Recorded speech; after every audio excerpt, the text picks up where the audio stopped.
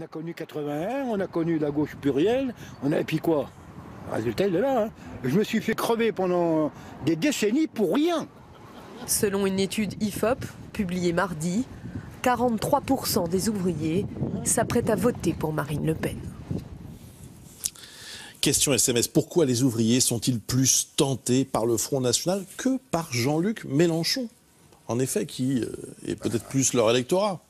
Yves Tréhard. Il y a une explication qui est assez claire. Il faut voir sur le plan économique d'abord. Il faut le répéter et c'est pas faire injure à ni l'un ni à l'autre. C'est ce qu'ils disent. Le programme de Marine Le Pen, c'est un programme de gauche sur le plan économique. Hein. Retraite à 60 ans, augmentation des petits salaires et un tas de mesures de protection, je dirais, qui est demandé par une grande partie des Français qui ont très peur justement d'être emportés par la mondialisation et d'être abandonnés. Ça, c'est la première des choses. Et puis la deuxième des choses, elle est très claire aussi, c'est que Marine Le Pen dit les choses beaucoup plus simplement que Mélenchon. Mélenchon, je vous mets au défi de me dire ce qu'il pense sur l'Europe. En tous les cas, ce qu'il pense aujourd'hui, c'est tout le contraire de ce qu'il pensait en 2012. C'est pas clair. Il faut un plan B. C'est pas clair du tout. Il nous l'explique. Alors que pour Marine Le Pen, les choses sont simples. On peut être d'accord ou en désaccord avec elle, mais les choses sont très simples.